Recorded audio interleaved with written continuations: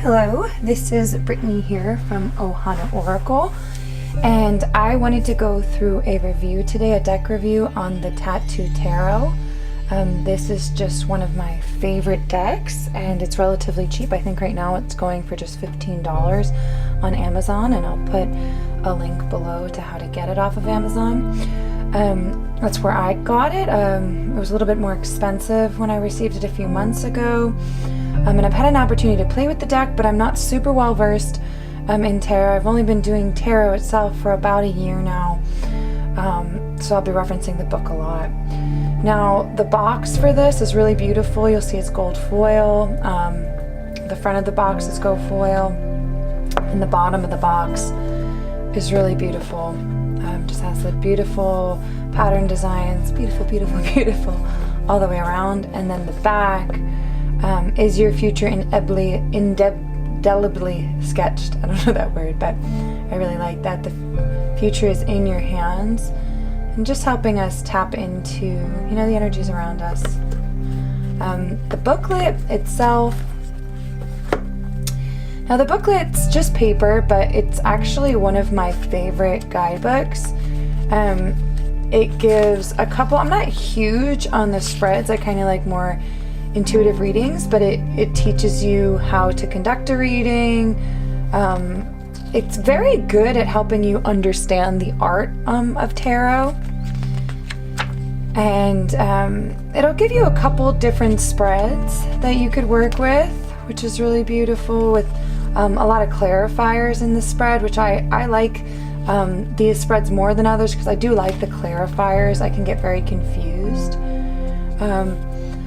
What I also love about this is it teaches you about the real art behind, the science behind tarot, and how it connects with the earth elements, how all of the numbers have just a certain feel no matter what of the minor arcana you're tapping into, and how for the minor arcana it just kind of points you in a certain direction. Wands, fire; coins, earth; cups, water; swords, air. The court cards I just find to be so cool. Now, they're not traditional in the sense that there's a lot more men than there are women in the court cards, and traditionally the knave is a woman, but in these the knave or the page is all men. It's supposed to be a royal family, so that's the one thing that I find is off from traditional tarot, is that the family is very masculine driven, but it's also a tattooed deck, so that's not super surprising to me. The women are done in a kind of more badass, kind of tough masculine vibe. And then going through, it doesn't read reversals, but it does give you, it doesn't say specifically the reversals in any of the suits, but it will give you two interpretations, an up and a down, like a positive and a negative interpretation of each of the cards, so that you could read it how you're really feeling, and your intuition can tap into what the card was kind of saying to you. I find this to be a really great deck for channeling intuition. The imagery on the cards, it leaves a lot up for interpretation, so that when you're coming here, you can, coming to the book, you can really hone in onto what you are vibing with. The major arcana, they're just so beautiful in this deck, I find. And the guidebook has just a nice way, it gives you, you can see the little images of each of them in color as it's going through them. And again, it's one where, you know, the Wheel of Fortune in traditional tarot, you see it upwards, it's good luck, positive things coming. You see downwards, and you think, oh, you know, this might not be an easy period. But this one kind of gives just a more holistic interpretation. It doesn't seem to be a deck for reading reversals, if that is your thing, but it's a beautiful, wonderful deck nonetheless. So let's start to get into it. Just want to show you how the deck is coming in. Mine came a little ripped. I checked in with Amazon. They gave me a few bucks off for that, so I was more than appreciative because the deck was in fine shape, and I love the way it holds the deck in this one. I'm not always happy with how the decks come in, but this one is one of my just my favorite boxes, and I find it just to be such a good value deck. We'll keep the guidebook out. So let's tap into the deck itself. Now the deck has just a beautiful back to it. Let me see how this is looking. Am I nice and framed? Yeah. So I just find it to be a great one. It's a shame it doesn't have more insight on reversals, because it is a great deck for reading reversals. It's mirrored the same both ways. So I organized the deck so we could just do a quick run through of it. And I'll try to lie it down. I want to make sure that we just see. Yeah, okay. So it's in frame. The Fool. Really beautiful interpretation, just starting that journey. For those who don't know, the major arcana are Journey of Enlightenment, the Magician, representing the stage of enlightenment or the journey, the place we might be at. High Priestess, she's just so beautiful. She's serious in this deck. Empress. Like I said, a lot of masculinity to this deck, a lot of activity in the imagery. Emperor. I find the major arcana to just be very detailed, and then the minor arcana, I will say at first they disappointed me, because I just thought that there would be a little bit more, but again, this has become one of just my favorite decks to work with. I love the Chariot here, the balancing of white and black. Justice. Now this is a deck where the 8 is justice and the 12 is strength. I know those flip depending on the deck. Hermit. I also love the coloring. It tends to be I'm a yoga instructor, so it's very chakra oriented. We're blue for that Hermit, and blue here on the Wheel of Fortune is a really cooling energy, and the more reds and oranges are more grounding. So this does a nice job of balancing the wheel versus the Hermit's just a little bit more in the blue, going inward to find our unique truth. Strength has the yellow coloring of the 3rd chakra, which is all oriented in strength, a little bit of the blue, which balances it in the chakra system. The Hangman, so much green, so much heart when we're trying to balance things out in our own mind and find the right perspective. Death, this is a real tattoo one, right? Like it has the head severed off, which is powerful. That skeleton, the rebirth. Death, a card of rebirth as well. Temperance. I love how the water here is flowing from cup to cup. It doesn't make sense logically, but temperance really does, right? We have to start adding that artistic side in with us. The Devil has his little minions. And this deck doesn't have it. So many decks have the Devil and the Lover's card almost like exactly the same, but different. The difference between like distorted energy and divine energy. Distorted relationships and divine. The Tower here. I know it's kind of sick, but I love the images of the Tower where people are getting thrown off. The Stars is again another nice masculine vision of hope. Just this wonderful, beautiful woman pouring water. The Moon, our instincts, building intuition, howling at the moon. Has the Lobster in there, which I'm not remembering clearly what that denotes, but I love it. The Sun, I just find the Sun to be such a beautiful sun with these younger, youthful figures dancing. Judgment. And of course, feel free to just fast forward. I try to go slowly here to give you time to see each of the cards and really get used to the deck, to love the deck if that's what you're here for. So the World, again, is the end of enlightenment when we're at the completion of a cycle, and this is just her free. The Fool starts very active, very wanting to hop into life, whereas the world is a little bit more just relaxed. Now we're getting into the minor arcana, which I'll pick up a little bit of a speed here because it's just, they're not as unique as the major. We got the Ace of Swords, which has that beauty. You kind of see the crown on top for that mental clarity. The Two of Swords.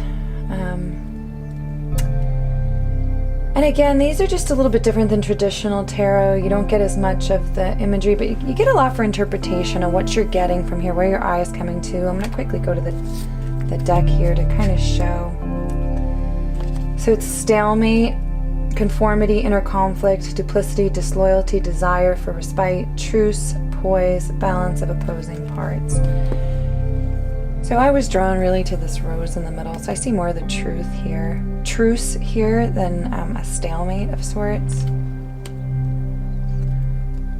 But I'm thinking of a lot of things in my own life. Now this one's also interesting. Traditionally the Three of Swords is heartbreak, but you don't really get that much from here. You kind of see more of the webs of life and how they're weaving, which I guess is what heartbreak leads us to. Four of Swords, which is more of that meditative energy. The Five of Swords is painful, and this one's going right through the rose, so it seems pretty accurate. Six kind of looks like a sunshine bursting out.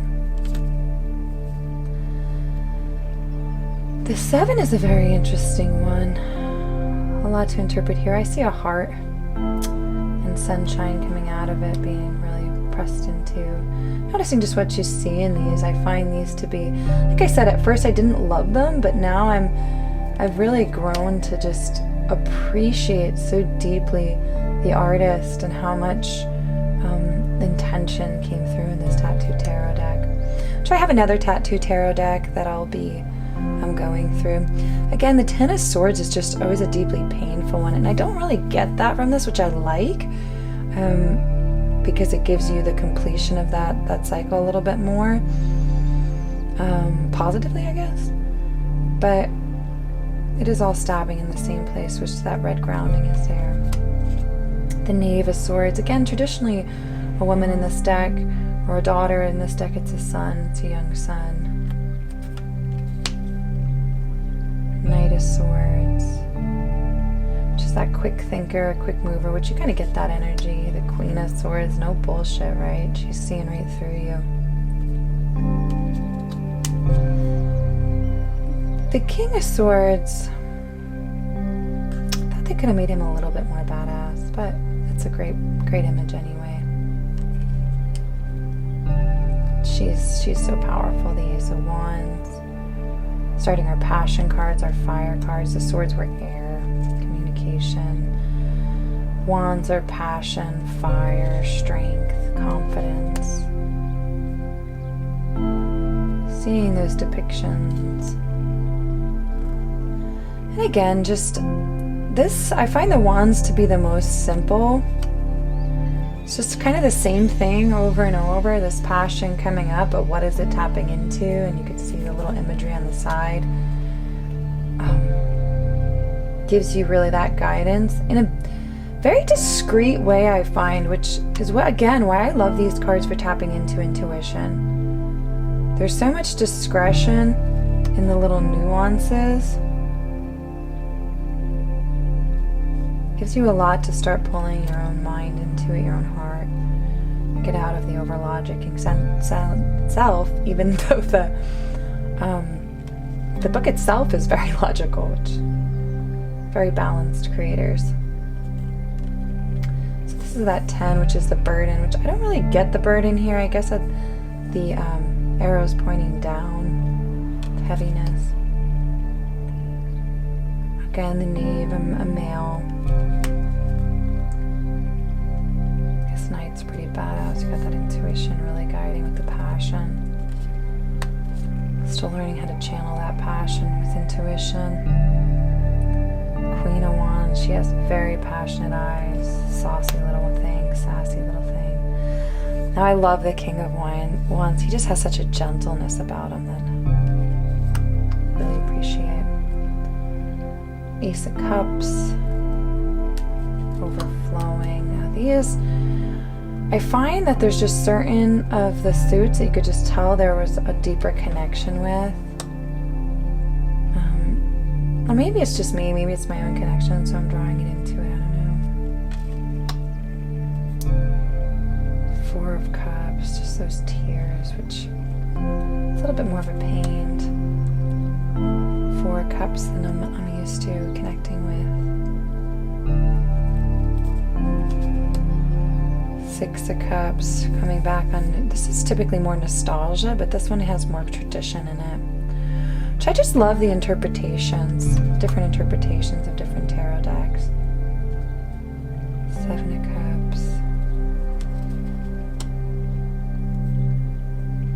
The Eight of Cups, which is a walking away. I don't get the walking away so much here, but I guess the yin yang on the heart is the energy here.